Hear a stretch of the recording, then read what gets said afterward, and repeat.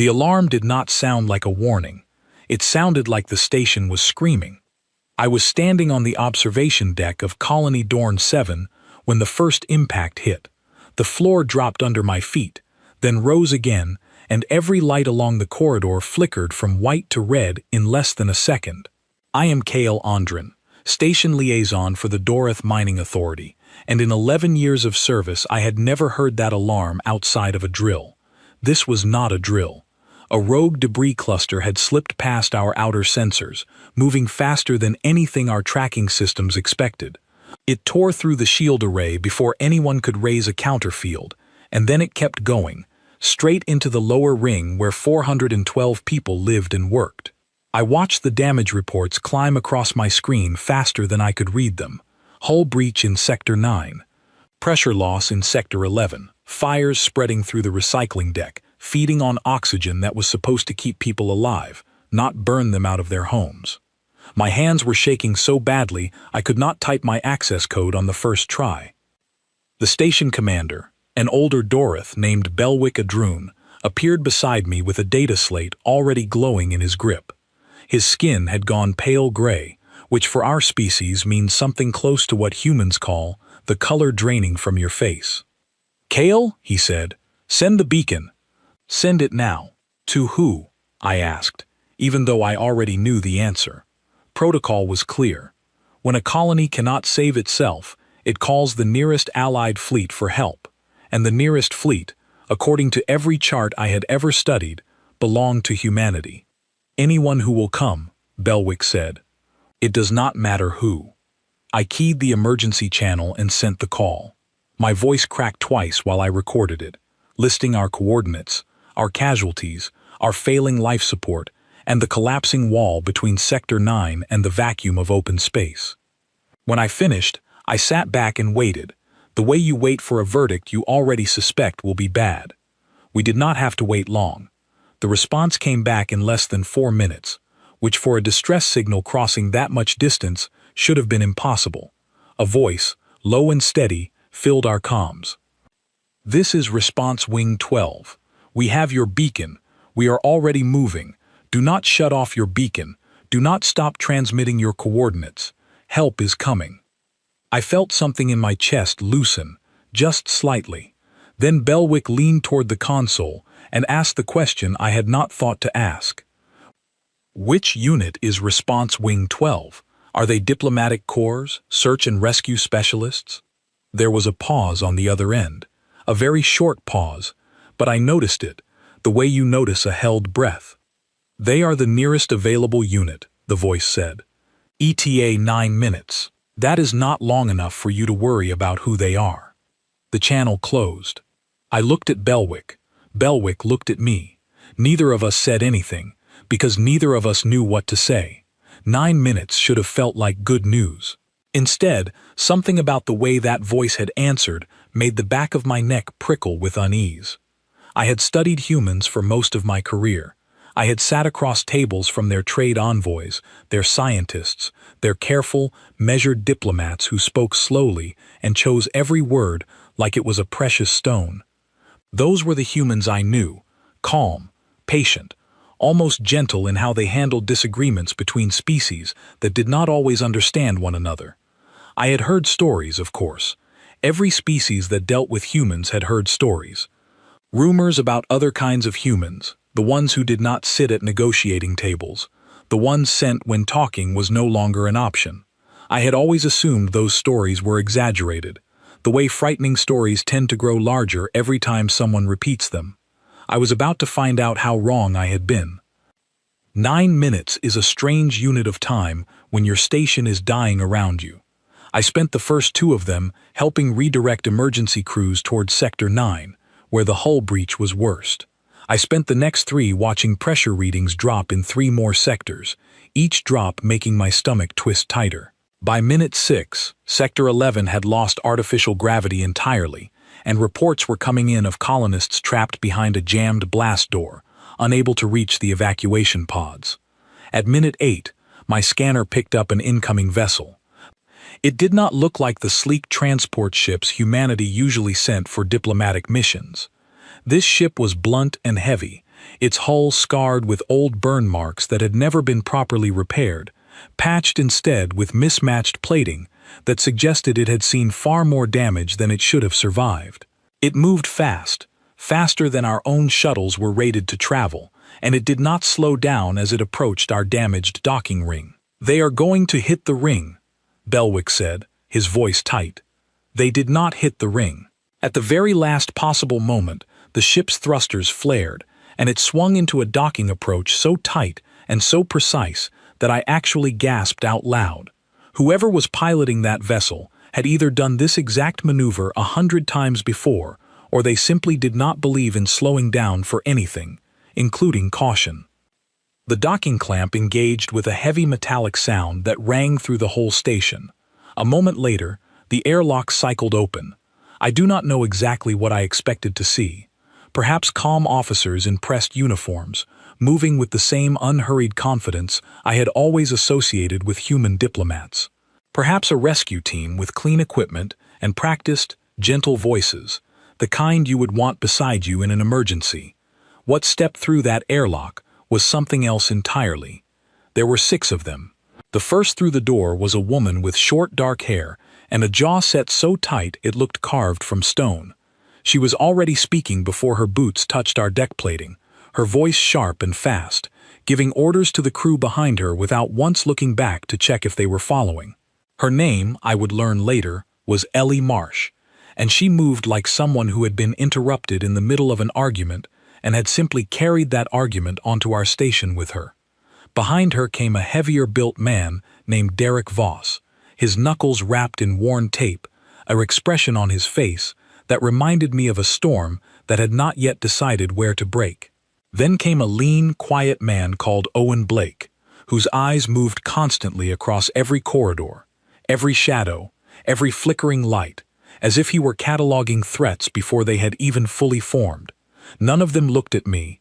None of them paused to introduce themselves, to explain their credentials, or to ask permission before moving deeper into our station. They simply moved, fast and certain, equipment already in their hands, voices already calling out sector numbers and damage reports to one another, as if they had memorized our station schematics during the 9-minute flight over. Belwick stepped forward, trying to greet them properly, the way protocol demanded. Ellie Marsh cut him off without slowing her stride. "Sector 9, she said. "Hull breach. How many people trapped?" We believe 40, perhaps more," Belwick stammered. "Then we are wasting time talking," she said, and kept walking. I hurried after them, my translator working overtime to keep up with the speed of their words. There was something in the way they spoke to one another, clipped and direct, stripped of every polite phrase I had grown used to hearing from human visitors. It was not rude, exactly. It was simply focused, the way a blade is focused, with no room left over for anything that was not immediately useful. As we moved through the damaged corridors, I noticed something else. Owen Blake, the quiet one, paused at a junction where a support strut had buckled, sending a shower of sparks down onto the floor below. He did not step around it carefully the way I would have. He grabbed the twisted metal with both hands and simply pulled, forcing it back into a position that would let the rest of us pass safely, his face showing no strain despite what must have been considerable effort. "Move," he said to me, not unkindly, but not gently either. "Do not stop here." I moved. We reached the edge of Sector 9 within minutes, faster than I believed possible, given the distance and the damage along the way. The air here was already thin, our emergency systems straining to hold back the vacuum pulling at the far end of the corridor. Through a cracked viewport, I could see stars where a wall should have been, and beyond them, drifting debris that had once been part of our outer hull. Ellie Marsh stopped at the sealed door leading into the worst of the damage.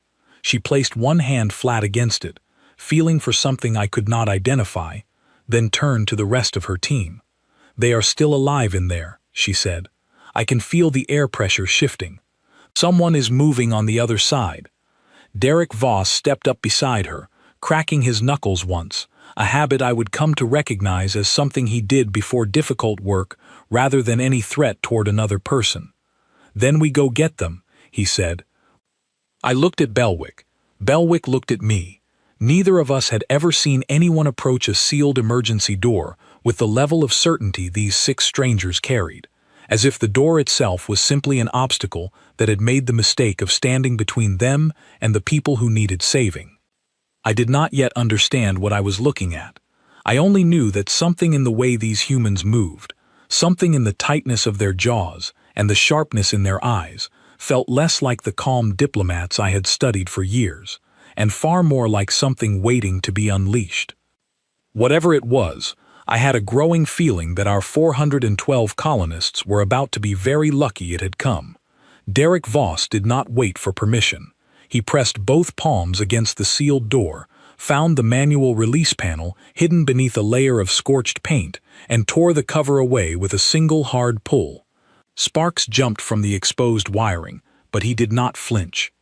"This will vent what is left of the air on our side," Belwick warned, his voice rising with alarm. "We need pressure suits before we open that door." "Already ahead of you," Ellie Marsh said. I turned to see the rest of the team already sealing themselves into thin, flexible suits that had been pulled from compartments on their backs, suits that unfolded and locked into place faster than anything our own engineers had ever designed. Owen Blake tossed one toward me without asking whether I needed it, and I fumbled to pull it over my uniform, grateful for the warning even though nobody had spoken it directly to me. "Everyone sealed," a fourth voice called out. This was a woman named Grace Fenwick, her hair pulled back tight, a scanner device strapped across her forearm already blinking with readings from the other side of the door. I count 23 heat signatures. Some are moving, some are not. Nobody reacted to that second part with panic. They reacted with focus, the kind of focus that comes from people who have heard bad news many times before and have learned not to let it slow them down. "On my mark," Derek said, gripping the manual release lever. I braced myself, though nothing could have truly prepared me for what happened next. The door tore open with a violent gust of escaping air, and beyond it I saw the true scope of the damage. The debris cluster had punched clean through 2 levels, leaving a jagged wound of twisted metal and scattered cargo containers. Emergency lighting flickered weakly, and somewhere in the wreckage, a child was crying. The 6 humans moved into that ruined space as one unit, without hesitation, without discussion, each of them already knowing exactly what role to play. Ellie Marsh led with a portable light strapped to her shoulder, sweeping the beam across collapsed sections of flooring. Owen Blake moved to the far wall, testing its stability before anyone else stepped near it. Grace Fenwick's scanner kept calling out numbers, directing the team toward each trapped colonist with a precision that left no time wasted. I followed as closely as I could, though every instinct told me to stay back, to let the professionals handle what I clearly could not. Belwick stayed near the door, coordinating with station engineers over comms, trying to stabilize what little life support remained in this section. The first colonist we found was a young Dorith man named Pharaoh, pinned beneath a fallen support beam, his lower body trapped against the deck. He was conscious, his breathing rapid and shallow, fear plain across his face as he stared up at the strange, heavily suited figures surrounding him. "We are here to help you," Ellie Marsh said, crouching beside him, her voice suddenly gentler than anything I had heard from her since she arrived. "Tell me your name." "Pharaoh," he managed. "Pharaoh, I need you to stay very still.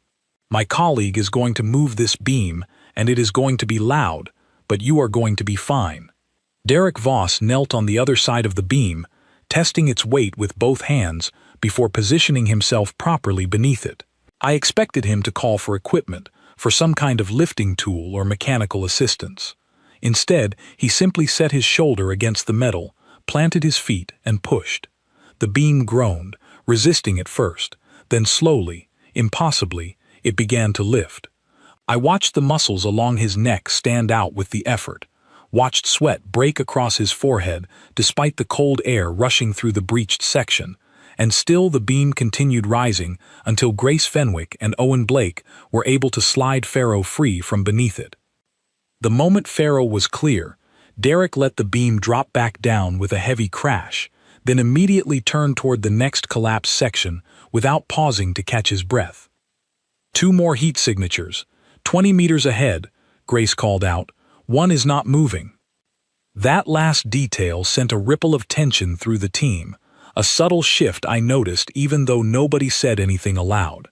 Their pace quickened, their movements becoming even more precise, as if every wasted second now carried a weight none of them were willing to accept.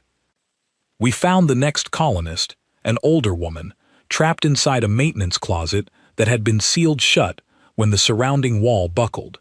Owen Blake worked at the jammed door with a small tool from his belt, his expression tight with concentration, muttering something under his breath that sounded less like a complaint and more like a promise. "Come on," he said quietly, to the door, to himself, to whoever needed to hear it. "Come on, open." The door gave way, and the woman inside collapsed forward into his arms, gasping for air that had grown thin and stale inside her sealed hiding place. Owen caught her easily, checked her breathing with quick, practiced movements, then handed her off to Ellie Marsh, who guided her carefully back toward the sealed door and the waiting arms of station medical staff.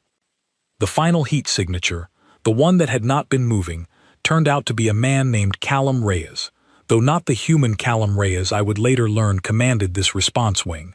This was a Dorothy engineer who had been working near the breach when the debris struck, and he lay unconscious beneath a collapsed section of ceiling. Grace Fenwick reached him first, pressing 2 fingers against his neck, checking for signs of life with a focus so intense it seemed to shut out everything else happening around her. "He is alive," she said. "Barely. We need to move him now." What happened next stayed with me for a long time afterward. Derek Voss, without waiting for instructions, without checking whether it was safe, simply lifted the collapsed ceiling section on his own, holding it steady, while Owen Blake and Ellie Marsh pulled the unconscious engineer free. His arms shook with the strain, his breathing turned ragged, and still he held that weight steady until the last possible second, only releasing it once he was certain nobody remained beneath. I stood frozen through most of this, my translator struggling to keep pace with the rapid instructions passing between them, my mind struggling even harder to reconcile what I was seeing with everything I thought I understood about humans. These were not the calm, measured diplomats I had studied. These were something rawer, something driven by an urgency that seemed to come from somewhere deep and personal, as if every trapped colonist represented something they refused to lose, something they had perhaps lost before and would not lose again. By the time we cleared the last section of Sector 9, all 23 colonists had been recovered. 3 required immediate medical attention, beyond what our station could provide, and Response Wing 12 did not hesitate to offer their own medical supplies, superior to anything we carried, without a single question about compensation or protocol. As the last stretcher passed through the sealed door toward waiting medical teams, Ellie Marsh finally allowed herself a moment to breathe, pulling off her helmet and running a hand through hair damp with sweat. For the first time since her arrival, she looked toward me directly. "How many more sections need clearing?" she asked, her tone still sharp, still urgent, though something in her eyes had softened slightly now that this immediate crisis had passed. "Sector 11, I said, finding my voice at last. "Gravity failure. Colonists trapped behind a jammed blast door, unable to reach evacuation pods." Something shifted across her face at those words, something that reminded me of the storm I had seen building in Derek Voss earlier, though on her it looked different, colder somehow, more controlled. "Show us," she said. I hesitated only a moment before turning to lead the way, though a part of me wondered what exactly I was leading them toward, and what exactly they intended to do once we arrived. Behind me, I heard Owen Blake speaking quietly to Derek Voss, his voice low enough that my translator almost missed the words entirely. "Another jammed door," he said. "You know how I feel about jammed doors." "Yeah," Derek replied, cracking his knuckles once more. "Me too." I did not fully understand what that exchange meant. Not yet. But as we moved deeper into the damaged station, toward another group of colonists trapped and running out of time, I found myself grateful, more grateful than I had ever been in my career, that whoever had answered our distress call had sent these particular humans, and not the calm, patient ones I had always assumed would come. Something told me calm would not have been fast enough. Something told me that whatever waited for us in Sector 11 would need exactly this kind of urgency to survive it. Sector 11 looked worse than anything we had left behind. Without gravity, loose debris floated freely through the corridors, spinning slowly in the dim emergency light, and the silence here felt different, heavier, broken only by the distant groan of metal still settling from the impact. Gravity generators failed here first, I explained, pulling myself along a handrail bolted to the wall, the movement unfamiliar and awkward without weight to guide me. The blast door sealed automatically when pressure dropped in the adjoining corridor. 12 colonists remained trapped behind it, including several children. At the word children, I saw Ellie Marsh's jaw tighten further, though she said nothing, simply pushing forward with renewed speed. We reached the blast door within minutes. It was a massive slab of reinforced alloy, designed to withstand exactly the kind of catastrophic failure we were now facing, which meant it had also done exactly what it was built to do, sealing itself shut and refusing every command we sent it. Grace Fenwick pressed her scanner against the door's surface, her expression tightening as numbers scrolled across the display. "Manual override is fused," she said. "Someone tried forcing it open from the other side and burned out the control panel completely." "Can we cut through it?" Owen Blake asked. "Not fast enough," Grace replied. "Air on the other side is already thinning. I am reading maybe 15 minutes before it becomes unsurvivable for anyone without a suit, and these colonists do not have suits." 15 minutes.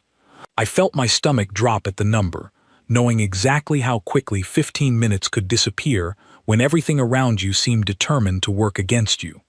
"There has to be another way in," Ellie Marsh said, already moving further down the corridor, scanning the walls with quick, sharp glances.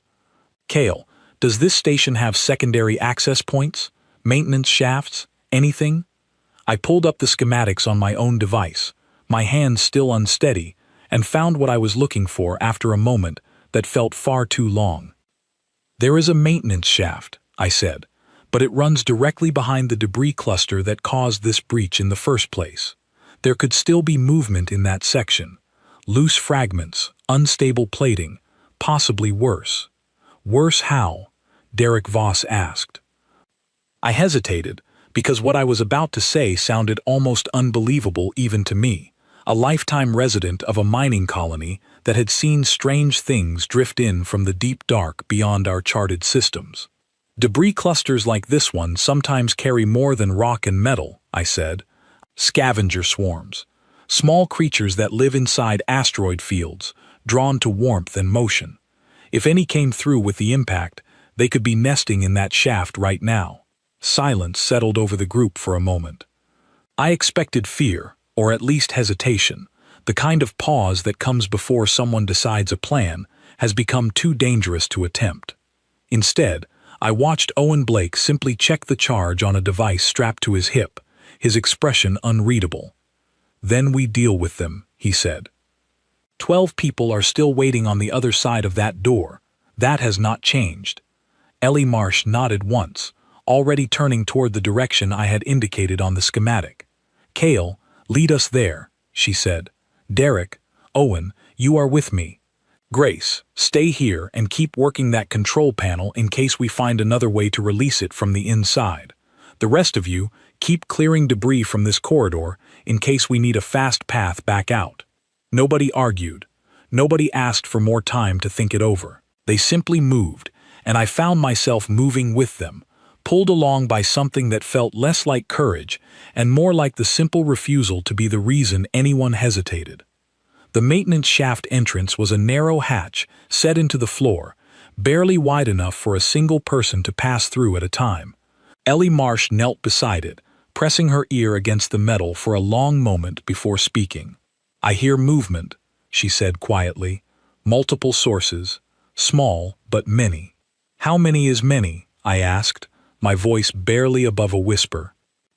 "Enough that we should assume the worst, and be pleasantly surprised if it turns out better, she replied, which did very little to ease the tightness building in my chest.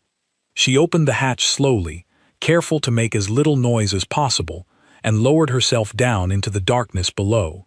Derek followed close behind her, then gestured for me to wait, while Owen guarded the opening above. Through the narrow gap, I could see the beam of Ellie's shoulder light sweeping across a cramped tunnel, lined with pipes and cables, many of them torn loose and sparking weakly. And there, clinging to the walls in small clusters, were the scavenger creatures I had feared, pale, many-legged things about the size of a human hand, their bodies covered in fine bristles that shimmered faintly under the light. They did not attack immediately.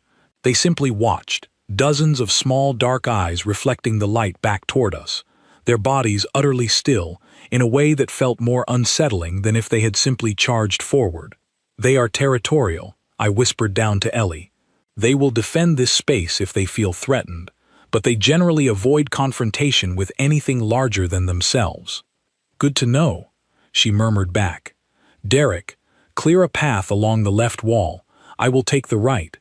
Move steady. Do not run. Do not make sudden movements. Kale, stay above with Owen until we call you down." I watched from the opening as the two of them advanced through the tunnel, with slow, deliberate movements, careful not to startle the creatures clinging to the walls around them. For a moment, it seemed like their caution might be enough, that we might slip past this obstacle without incident. Then a loose length of cable, disturbed by Derek's passing, swung free and struck one of the creatures directly, sending it tumbling from its perch with a sharp, high-pitched shriek. The reaction was immediate. Dozens of small bodies detached from the walls at once, swarming toward the source of the disturbance in a chaotic, chittering mass. Derek raised an arm instinctively to shield his face, and I felt my whole body go rigid with fear, watching the creatures converge on him. "Derek," Ellie called out sharply. "I am fine," he replied, though strain colored his voice as several of the creatures latched onto his suit, their small forms scrabbling against the reinforced fabric. "These things do not have much bite behind them. Just keep moving." True to his word, the creatures seemed more startled than aggressive, their bristled bodies designed more for clinging and defense than genuine harm. Derek simply continued forward, brushing them away with careful, controlled movements, refusing to let their presence slow his progress, despite the discomfort clearly written across his face. Ellie reached the far end of the tunnel first, where a second hatch led up into the trapped section beyond the blast door. She called back to us, her voice carrying clearly, despite the chittering chaos still surrounding Derek. "I found the access point. Kale, get down here now. I need you to confirm this connects to the trapped section." I dropped down into the tunnel, Owen close behind me, and picked my way carefully past the scattered creatures, most of which had already begun retreating back to the shadows now that the disturbance had passed. I reached Ellie's position and studied the hatch above us, cross-referencing it against the schematic still glowing on my device. "Yes," I confirmed. "This should open directly into the corridor outside the trapped section, close enough that we can reach the colonists without needing to breach the blast door itself." "Then let us move," Ellie said, already working the release mechanism on the hatch above. It took several attempts, the mechanism stiff with age and lack of use, but eventually the hatch gave way, and we climbed up into a corridor thick with the smell of recycled air pushed to its absolute limit. Ahead of us, through a reinforced window, I could see the trapped colonists, huddled together against the cold, several of the smaller children clinging tightly to the adults around them, their faces pale with exhaustion and fear. The moment they did, a ripple of hope passed visibly across their faces, several of them rushing toward the window, pressing their hands against the reinforced glass, as if trying to physically reach through to us. "We need to get that window open, or find another path directly to them," I said, studying the structure around us with growing urgency. Owen Blake was already moving past me, running his hands along the edge of the reinforced window frame, searching for weaknesses in the seal. "This will not be pretty," he said, "but it will work." He retrieved a small device from his belt, pressing it against the corner of the window frame, and stepped back, gesturing for the rest of us to move clear. A moment later, a controlled burst of heat sliced cleanly through the frame's edge, weakening the seal just enough for Derek to step forward and press both hands against the glass itself. "On my count," he said. 1, 2. He pushed, and the weakened window gave way, folding inward rather than shattering outward, thanks to whatever careful calculation had gone into Owen's initial cut. The colonists on the other side stumbled back in surprise, then surged forward the moment they realized what had happened, desperate to reach the fresh air now flowing through the newly created opening. "One at a time," Ellie called out, her voice firm but not unkind. "Children first. We have you. Nobody is being left behind." What followed was among the most careful, controlled evacuations I had ever witnessed, 6 humans coordinating with a precision that left no room for panic, guiding frightened children through the opening first, followed by their parents, followed by the elderly and the injured. Each person checked quickly for signs of distress before being passed back toward Grace Fenwick and the medical teams waiting near the original blast door. Throughout it all, I noticed something that stayed with me long after that day had ended. Despite the urgency, despite the danger, despite the swarm of scavenger creatures still chittering somewhere in the tunnel behind us, not one of these humans raised their voice in anger toward a single frightened colonist. Whatever fire burned inside them, whatever had brought them here with such fierce, unrelenting urgency, they directed it entirely toward the obstacles standing between them and the people who needed saving, never once toward the people themselves. The last colonist through the window was an elderly woman, moving slowly, clearly exhausted from the ordeal. Derek Voss lifted her gently, cradling her weight as though she weighed nothing at all, and carried her the rest of the way without a single complaint about the effort it clearly cost him after everything he had already done that day. "You are safe now," he told her quietly. "You are all safe now." As the last of the 12 colonists were guided back toward medical care, I found myself standing beside Ellie Marsh in the now empty, ruined section of Sector 11, both of us breathing hard, both of us finally allowing ourselves a moment of stillness after everything that had just happened. "Is that all of them?" I asked, though I already suspected the answer would not be simple. Ellie checked a display on her wrist, her expression tightening slightly as new information scrolled across it. "Sector 14 just went dark," she said. "Fire suppression failure. We have more work to do." I felt exhaustion settling into my bones at those words, a bone-deep weariness that came from hours of fear and adrenaline, with no end yet in sight. And yet, looking at Ellie Marsh's face, I saw no trace of that same exhaustion reflected back at me. I saw only the same sharp, focused urgency that had carried her through every challenge so far, undimmed, unyielding, ready to carry the rest of her team into whatever waited for us next. "Then let us go," I said, surprising myself with how steady my voice sounded. For the first time since this crisis began, Ellie Marsh looked at me with something that might have been the beginning of respect. "Let us go," she agreed, and together we moved deeper into the wreckage of our dying station, toward whatever challenge waited for us next. Sector 14 brought us face to face with fire in a way none of the previous sections had. Without proper suppression systems, flames had spread through cargo storage, feeding on stored fuel cells that should have been secured hours before any of this began. The heat hit us like a wall the moment we rounded the final corner, thick black smoke curling along the ceiling, emergency lighting barely visible through the haze. "Suppression foam reserves," Ellie Marsh called out, coughing slightly despite the filtered air her suit provided. "Do you have any left in this section, Kale?" I checked my device, my eyes stinging even through the protective visor Owen had given me earlier. "There is a secondary tank, but the release valve requires manual activation from inside the storage bay itself." "Of course it does," Derek muttered, already moving toward the sealed bay door. This time, when the door opened, we found 6 colonists trapped inside, coughing violently, pressed as far back from the flames as the small space allowed. Among them was a young father shielding his daughter with his own body, both of them clearly struggling to breathe in air thick with smoke and heat. Owen Blake moved first, pulling a compact device from his pack that released a fine mist across the immediate area, thinning the smoke just enough to see clearly. Grace Fenwick followed close behind, her scanner already identifying the location of the manual release valve buried somewhere within the burning wreckage of collapsed shelving. "Valve is behind that fuel cell rack," she said, pointing toward a section of the bay where flames burned hottest. "Someone needs to reach it without triggering a secondary explosion from the remaining cells."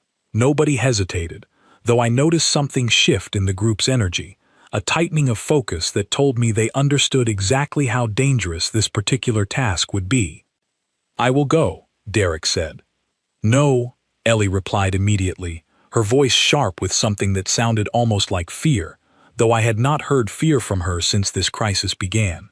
"You have been carrying weight and taking hits all day. Owen, you have the steadiest hands. You go." Owen nodded once, already moving toward the burning rack without further discussion, his movements careful and precise despite the obvious danger. I watched him navigate around collapsed shelving, testing each step before committing his full weight, his focus absolute even as sweat poured down his face from the heat. He reached the valve after what felt like an eternity, though it could not have been more than 30 seconds, and twisted it hard. A hissing rush of foam erupted from hidden nozzles across the bay, smothering the flames in thick white layers, the roar of fire slowly dying down to a weak sputtering hiss. For a moment, it seemed like the crisis had passed without further cost. Then, just as the flames finally extinguished completely, a section of damaged shelving that had been weakened by the fire gave way entirely, collapsing directly toward where Owen still stood near the valve. "Owen," Ellie shouted. He turned, saw the falling shelving, and threw himself sideways, avoiding the worst of the impact, but not all of it. A glancing section of metal caught his shoulder, spinning him hard into the wall, and he crumpled to the ground amid the scattered foam and debris. Derek reached him first, sliding to his knees beside him, checking quickly for injuries with hands that trembled slightly despite his obvious effort to stay calm. "Talk to me," Derek said. "Owen, talk to me." "I am fine," Owen managed, though his voice came out strained, one arm clearly held at an unnatural angle. "Dislocated, I think. Nothing worse." Grace arrived moments later, her scanner already running across his injured shoulder, her expression tight with concentration as she worked. "Dislocated. Confirmed. No fractures. He will need it set properly, but he can still move under his own power." Relief passed visibly across the group, though it did not fully erase the tension that had settled over everyone in those brief, terrifying seconds. Ellie helped Owen to his feet carefully, supporting his weight on his uninjured side, while the 6 previously trapped colonists were guided safely out of the smoke-filled bay toward waiting medical teams. Once the immediate danger had passed, once Owen had been settled against a support beam, while Grace carefully worked his shoulder back into place with practiced, careful movements, I found myself sitting nearby, still shaken from how close we had come to losing him entirely. "Does this happen often?" I asked quietly, unsure if the question was appropriate, but unable to hold it back any longer. "This kind of danger, this kind of cost." Owen glanced toward me, his face pale from pain, but his eyes still sharp, still alert, despite everything his body had just endured. "More often than anyone would like," he admitted, "but less often than it would if we hesitated." "I do not understand," I said. "Why does your fleet send teams like yours, teams clearly carrying so much anger, so much urgency, into situations already this dangerous? Would it not be safer to send calmer people, people less likely to take these kinds of risks?" A quiet moment passed before Owen answered, his gaze drifting toward Ellie Marsh, who stood nearby directing the last of the evacuation efforts with the same sharp focus she had carried since first stepping onto our station. "Calm people hesitate," he said finally, "not because they do not care, but because calm gives you room to think, and thinking gives you room to doubt. Doubt costs seconds. Seconds cost lives." He shifted slightly against the support beam, wincing as Grace finished her work on his shoulder, then continued. People like us, we do not have that same room to doubt. Something happened to each of us, somewhere along the way, that took away our ability to hesitate when someone is in danger. For me, it was a fire much like this one, a long time ago, on a different station, where I hesitated for exactly 3 seconds too long before pulling someone free. She did not make it. I have not hesitated since. I sat with that admission for a long moment, feeling the weight of it settle over me differently than anything else I had witnessed that day. So this anger, I said slowly, it is not simply anger. No, Owen agreed. It is grief that never found anywhere else to go. It is love that got there too late once, and refuses to be late again. Calm people get sent when there is time to be calm. When there is no time left at all, they send us. Before I could respond, Grace's scanner let out a sharp alert, and her expression shifted immediately from focused concentration to something far more urgent. New reading, she said. Sector 9 again. The one we already cleared. Structural integrity dropping fast. Secondary collapse imminent. There are still 2 engineering staff working inside, trying to stabilize the breach manually. Ellie Marsh appeared beside us immediately, her earlier relief already replaced by renewed urgency. How long? She asked.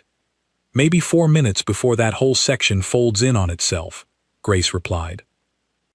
Owen tried to push himself upright despite his injured shoulder, and Ellie placed a firm hand against his chest, holding him still. You are staying here, she said. Derek, Callum, with me. Cale, can you guide us there faster than we found it the first time?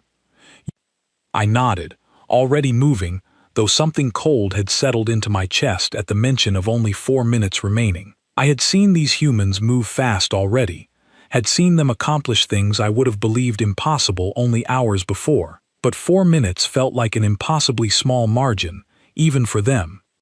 As we ran, Ellie's voice carried back to me, low and fierce, clearly meant for herself as much as anyone listening. Not this time, she muttered, not one more. I did not fully understand what she meant by those words in that moment.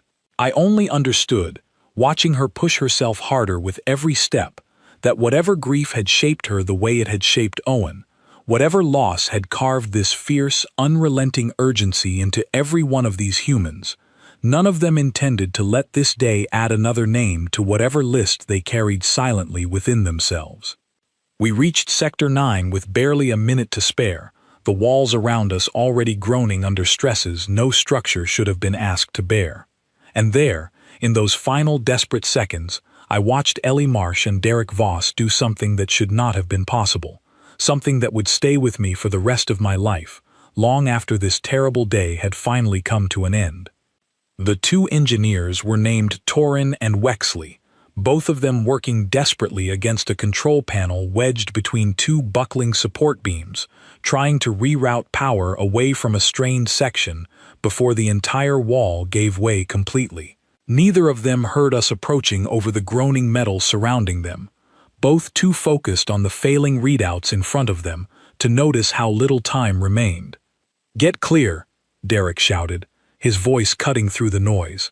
Now both of you, move. Wexley turned first, his eyes widening at the sight of the beam directly above them beginning to buckle inward. Torin remained frozen, still trying to complete whatever final adjustment he believed might stabilize the section, unwilling to abandon the work even as the ceiling above him started to fail. Torin, I called out, my own voice sharper than I had ever heard it. Leave it, please, leave it now. That seemed to break through whatever focus had held him in place, and he finally turned, scrambling backward just as Ellie Marsh reached him, grabbing his arm and pulling him clear with a strength that seemed impossible given her frame. Derek reached Wexley at nearly the same moment, though the ceiling had already begun its final collapse, a section of reinforced plating breaking free directly above where Wexley had been standing only seconds before. There was no time for careful positioning, no time for anything except pure reaction. Derek threw himself forward, wrapping both arms around Wexley and driving them both to the ground, rolling clear of the falling debris in a single desperate motion. The section crashed down exactly where they had been standing, sending a shockwave of dust and noise through the already unstable corridor. For a terrible moment, neither of them moved. "Derek!" Ellie shouted, releasing Torin and scrambling toward the settling dust. Then, slowly, both figures stirred, Derek pushing himself up first, then reaching down to help Wexley to his feet. Both were covered in dust and scattered debris, both breathing hard, but both very clearly alive. "That," Derek said, his voice rough but steady, "was closer than I would like." Relief washed through the corridor so strongly I could almost feel it as a physical thing, a collective release of tension that had been building since the moment Grace's scanner had first sounded its alarm. Torin, still shaking from how close he had come to losing everything, reached out and gripped Derek's arm tightly. "Thank you," he said, his voice thick with emotion. "I do not know how to properly thank you for this." Derek simply nodded, already turning to check on the rest of his team, already moving past the moment, as though gratitude, while appreciated, was not something he needed in order to have done what he had just done. Ellie Marsh keyed her comm unit, her voice carrying clearly through the settling dust. "Sector 9 secured. All personnel accounted for. Grace, how are the other sectors holding?" There was a brief pause before Grace's voice returned, sounding tired but steady. "All critical sections stabilized. We have cleared everyone from the immediate danger zones. Remaining work is recovery and repair, not rescue." I felt something in my chest finally begin to unclench at those words, a tightness I had been carrying since the very first alarm had sounded hours before. It was over.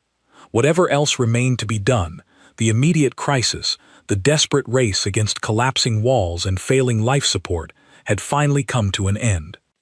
Over the following hours, Response Wing 12 remained on Colony Dorn 7, assisting our own engineering teams with repairs, sharing medical supplies with our overwhelmed clinic, and coordinating with Station Command to ensure every remaining pocket of damage had been properly addressed. Throughout all of it, they worked with the same tireless focus they had shown from the very first moment they stepped through our airlock, never once complaining about exhaustion, never once asking for recognition beyond simply finishing the job in front of them. By the time the last emergency alert finally cleared from our systems, the sun equivalent of our station's artificial day cycle had fully turned, and I found myself standing on the same observation deck where this entire crisis had begun, watching Response Wing 12 prepare their ship for departure. Belwick Adrun stood beside me, his earlier pale gray color finally returning to its normal shade, though exhaustion still lined every feature of his face. "We owe them a great debt," he said quietly. "I intend to formally request their commendation through proper channels. The Dorith Mining Authority does not forget those who saved this many lives." I nodded in agreement, though something still nagged at the back of my mind, a question I had been carrying since that very first tense conversation over the emergency comm channel, hours before Response Wing 12 had ever arrived. Before their ship departed, I approached Ellie Marsh one final time, finding her near the airlock, running a final check across her equipment before boarding. "I have a question," I said, "if you do not mind." She looked up, her expression tired but not unkind. "Go ahead. When we first sent our distress call, we were told you were the nearest available unit. I assumed that meant you were simply the closest specialized rescue team in this region of space.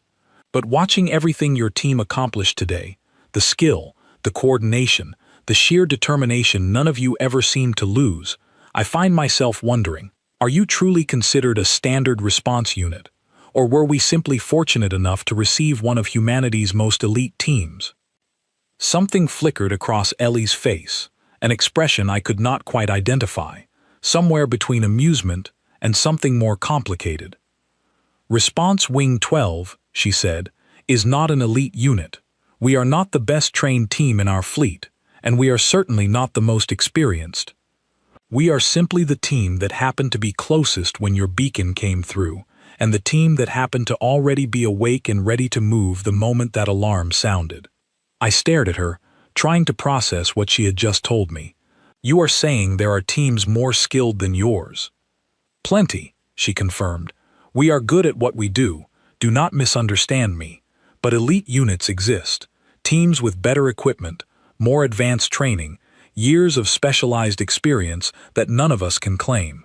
We were simply available, and available was what your station needed most in that moment. I thought about everything I had witnessed that day, the impossible speed with which they had arrived, the way Derek Voss had lifted collapsing beams with nothing but raw determination, the way Owen Blake had pushed through injury without complaint, the way Ellie herself had pulled a frightened engineer clear of certain death with strength that seemed to come from somewhere far beyond simple physical training. If this was merely an average response team, simply the unit that happened to be closest and already awake, I found myself struggling to imagine what an elite unit might be capable of. "Why were you already awake?" I asked.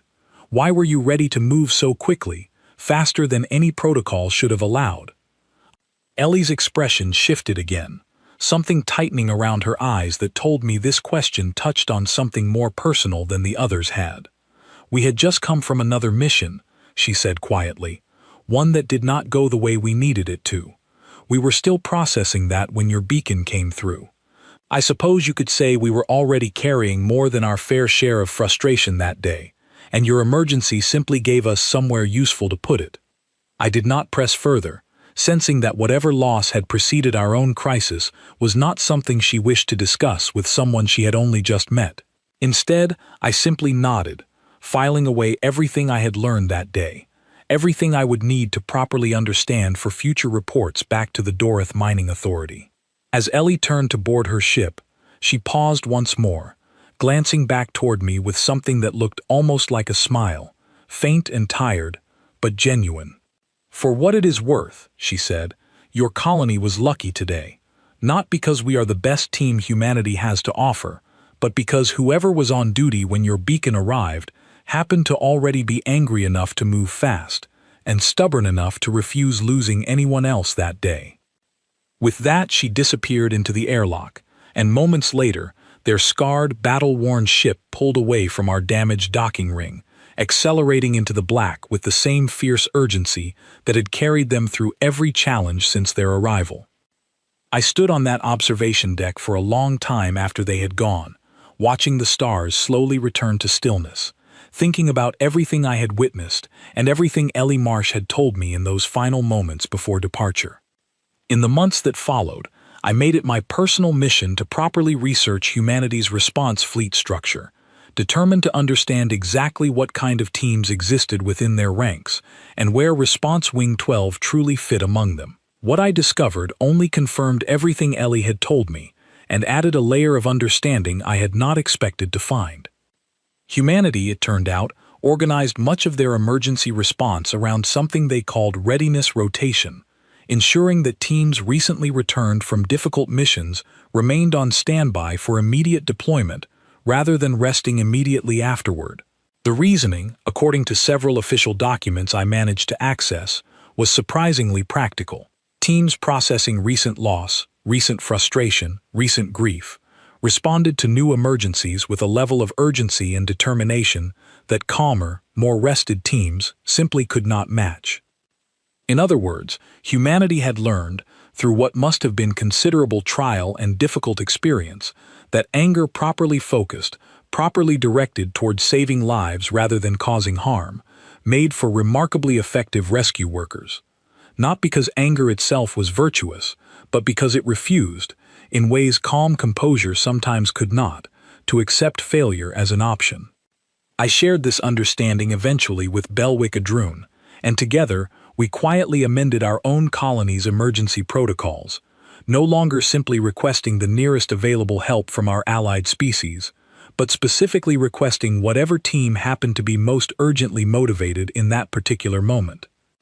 Word of what happened on Colony Dorn 7 spread slowly through Allied channels over the following months, carried by station commanders and liaison officers who had heard our story secondhand and found themselves both amused and slightly unsettled by its implications. A quiet piece of advice began circulating among those of us who regularly interacted with human fleets, advice that I myself had come to believe wholeheartedly after everything I witnessed that day.